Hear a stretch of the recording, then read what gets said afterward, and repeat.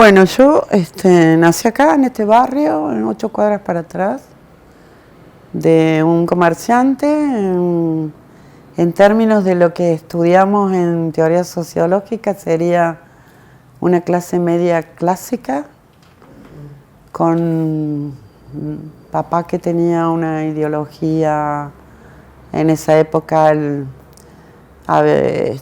partido fuerte era el Partido Radical. Entré a la universidad, hice toda la carrera de abogacía en la época de la dictadura.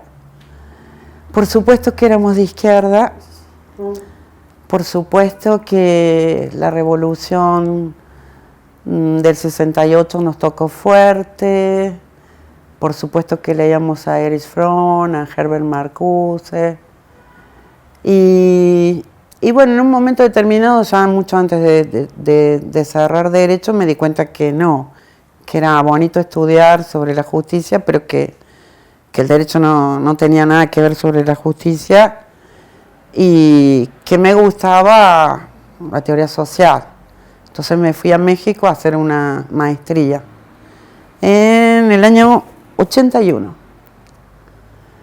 Ahí tuve grandes maestros, por ejemplo, ahí maestro mío fue Atilio Borón, que él estaba llegado de Estados Unidos. Maestro mío fue Hugo Semmelman, que era un exilado del golpe de Allende, y muchos otros más, inclusive, por supuesto, maestros mexicanos. Yo por ahí soy medio argenmex en el lenguaje. Digo maestros, no en el sentido argentino de maestro normal, sino maestro es el que sabe, el que te forma, el sabio, ¿viste? Entonces, yo por ahí no sé si la gente me entiende cuando yo digo maestro. Maestro es, uy, qué cabeza, ¿no? Qué cabeza tenía esa gente. Y bueno, yo siempre digo que tuve suerte, porque salí de un país en dictadura, donde no se podía pensar, donde tuvimos algunos que poner los libros abajo de los rosales en los jardines de casa, donde a veces desaparecía un amigo y no sabías qué pasaba. Fue como una cosa muy fuerte, pero que mientras vos la estás viviendo, puede más el espíritu de sobrevivir. Y yo llegué a México y ahí, frente a una realidad totalmente distinta, pude pensar. Y bueno, aparte que México fue un país muy auspiciante de todos los exilios, entonces te encontrabas con uruguayos, hasta con haitianos, con guatemaltecos, con bolivianos, con chilenos. Y estábamos ahí. Yo no era exilada, me había ido a estudiar, pero era imposible no cruzarse con todas las comunidades del exilio, ¿no? Entonces, bueno, hice un programa que se llamaba Interdisciplina en Ciencias Sociales y aprendí muy tempranamente una batalla que luego tuve que dar con mis compañeros, que acá no hay parcela, la sociología, la antropología. Sí hay cosas técnicas, ¿sí? Yo tuve economía, pero yo no puedo discutir con un economista sobre macroeconomía, pero sí tengo que saber lo necesario, ¿sí? Esto lo hemos hablado con Hugo, con Emilia, con diversos compañeros. Sí tengo que saber lo necesario para poder unir las epistemes, digamos, porque no son islas separadas. No puedo pensar la desigualdad sin saber algo de economía, sin saber algo de teoría sociológica, o a lo mejor sin saber cómo hacer una historia de vida como la enseñan en antropología, metodológicamente, ¿sí? Y bueno, y entonces ahí me convertí. Hay siempre una discusión, intelectual es como un término muy cargado, académico es como un lugar institucional. ¿Qué sos? ¿Sos profesora? Sí, soy profesora. A mí me gusta decir, somos trabajadores de la cultura, porque me parece que es como darle entidad al trabajo académico, que el trabajo no es solo una cosa manual, sino que hay trabajo intelectual.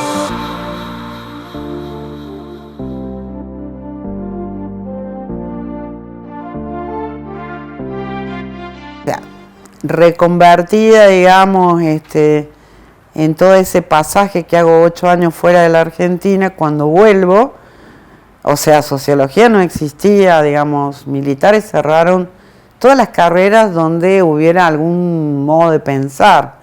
Entonces, qué sé yo, toda la gente de historia se fue al exilio, toda la gente de filosofía se fue al exilio. Sociología, había un posgrado que lo dirigía Agulla, que de marxista no tenía nada en mi vida, y los militares creían que porque enseñaba Marx, Weber y Durkheim era marxista y lo echaron, porque los militares eran ignorantes, porque la cosa contra el supuesto pensamiento comunista era una batalla como la de ahora, digamos, era una batalla de enemigos, ¿sí? Una guerra de enemigos, sin conocimiento de lo que había que aniquilar pensamiento. Y no sabían qué es lo que era, digamos, ¿no? O sea, uno no por leer a Marx se hace marxista ni comunista. O sea, la historia de los militares era no pensar, ¿sí? Entonces, vuelvo al lugar donde me había recibido, que era la Facultad de Derecho. Había un centro de investigaciones, las cosas habían cambiado después de 1984, gracias a Alfonsín, gracias por su espíritu socialdemócrata. Yo venía de Suecia, que era un país, quizás un ejemplo de socialdemocracia durante la vida de Olof Palme, que pobrecito, yo estaba allá cuando lo mataron.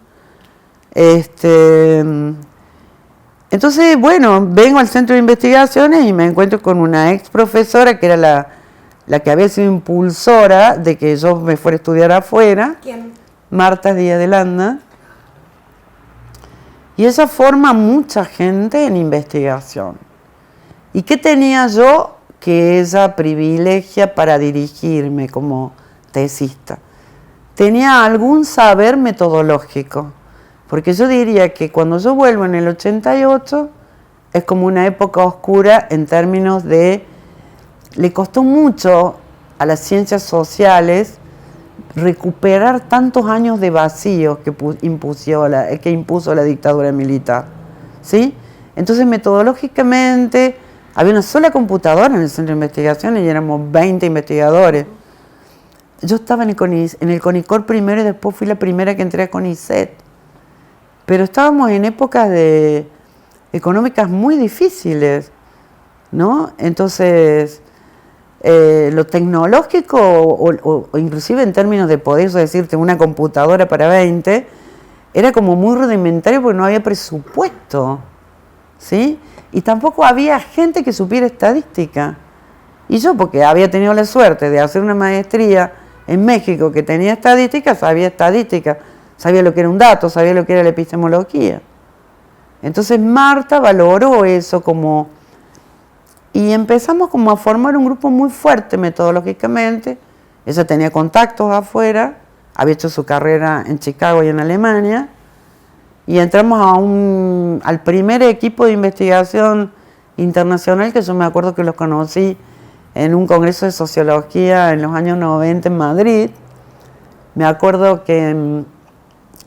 Bueno, ahí, antes de eso, yo estaba haciendo la beca doctoral con el CONICET y paso por la calle y veo un cartelito que decía curso de estadística por la Universidad Libre de Bruselas en la Universidad Católica. Y veo y le comento a Marta, le digo, che, mirá, vienen unos belgas a dar un curso de estadística. Le digo, pero vos sabés qué bueno, le digo, porque dice tratamiento de variables cualitativas. Ah, qué bueno, dice Marta, pero yo no puedo, hacerlo vos.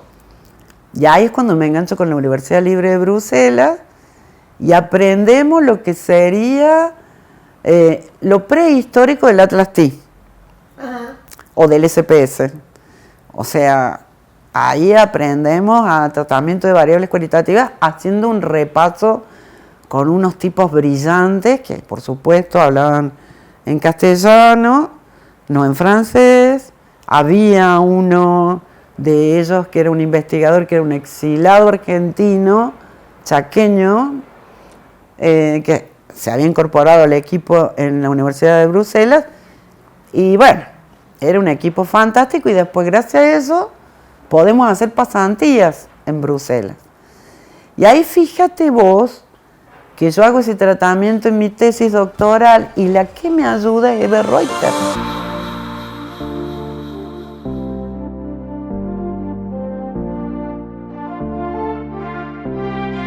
Mira, ahí hay una anécdota muy bonita que tiene que ver con la Universidad de Villa María. Ese era el pie que estaba buscando. Contanos. En un momento Martín Gil, cuando era rector, creo que en su primer periodo, me llama y me dice, mira Patricia, ella tenía relaciones, creo que ella estaba dirigiendo lo que se llama la CPU en el Ministerio de la Nación. Hay un presupuesto para hacer un estudio sobre la asignación universal por hijo. Corría el año 2011. La asignación había sido creada por Cristina como presidente en el año 2009. Dice, pero va a ser bonito el proyecto porque hemos convocado a varias universidades del país. ¿Querés representarnos? ¡Qué honor, Martín! Le dije yo. ¡Qué honor! Y bueno, entonces fui a la convocatoria que hacía el ministerio. Esa fue una de las grandes investigaciones que hicimos en la UNLM porque teníamos presupuesto, teníamos debate, conocimiento con los compañeros, que uno del litoral, que otro de la Patagonia, que otro de tal. Entonces, ¿cómo había sido la receptividad de la asignación universal por hijo? Políticas tan discutidas, digamos, después, en los distintos lugares de la Argentina, ¿no? Y yo ahí busqué una compañera en San Juan. Hicimos 2 investigaciones paralelas y ahí participaron estudiantes, docentes.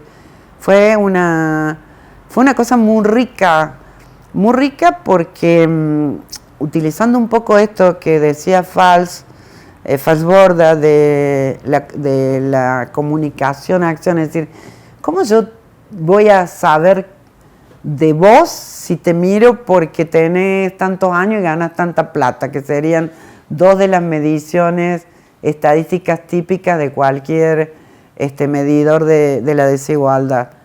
Yo tengo que saber qué sentido le das vos a lo que ganás, cómo lo usás.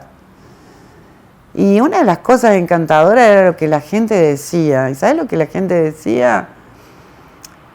Ahora que mi mamá que a mí me dan la asignación, me recuerdo de un chico de 12 años, ahora que a mí me dan la asignación y mi mamá la recibe, entonces nos dan créditos y mi mamá me ha podido comprar 3 camitas y 3 pares de zapatillas. Es decir, había pibes que se prestaban las zapatillas para ir a la escuela o había 3 hermanitos que dormían en una sola cama. Cuando la asignación entra a rodar en los primeros años, estoy describiendo, no estoy valorando, ¿no? Y en todo caso estoy tratando de transmitir la valoración que le dio la gente a la asignación. Los comerciantes entendieron que la gente iba a tener dinero todos los meses, entonces le volvieron a dar crédito. Entonces vos imagínate lo que es para la alegría de ese pibe cuando hablaba, porque nosotros entrevistábamos a las madres, a los pibes, a las profes, a las directoras. Fue una investigación exquisita sobre el cual yo capaz que nunca terminé de escribir todas las emociones que sentíamos, porque el equipo se copaba cuando escuchaba a la gente.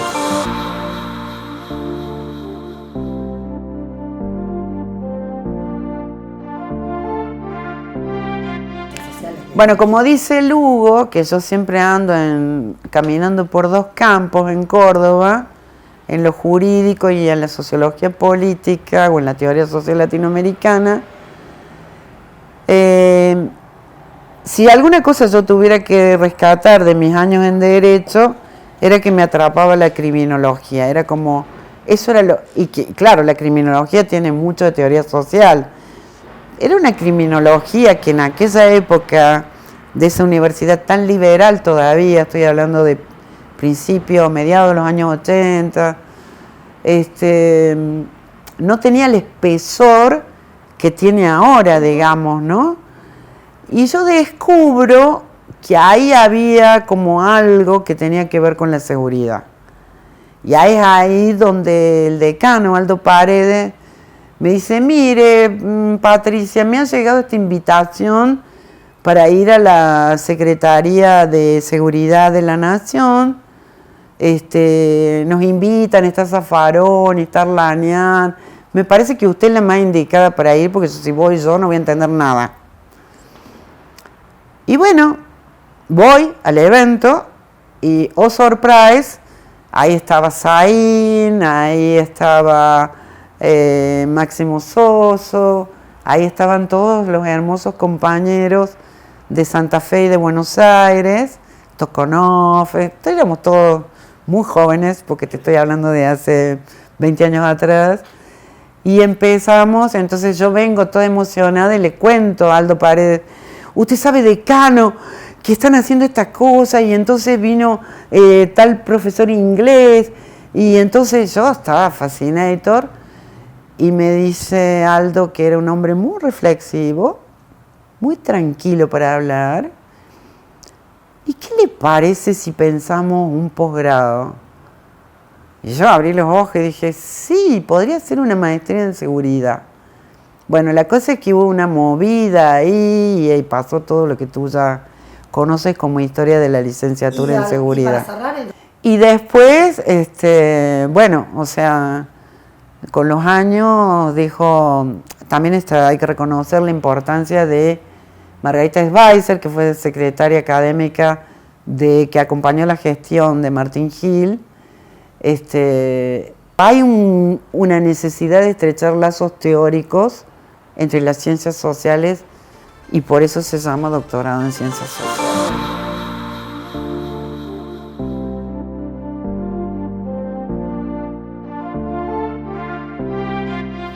Las singularidades de la UNBM son hermosas porque acá es como la casa chica, ¿viste? La casa chica donde todos nos conocemos, la casa chica donde podemos hablar de una manera institucional, pero con cierta cosa que todos los teóricos han hablado, desde los europeos como Castoriadis hasta Frank Hinkelamer, que me gustaría hacerle un homenaje, porque él es un teórico de los derechos humanos y tiene un último libro que dice, yo vivo si tú vives. No podemos estar el uno sin el otro. Y eso sería como muy importante de pensar, que la UVM siga trabajando en este sentido de comunidad que tenemos y que a veces en universidades más grandes se pierde o se guetiza.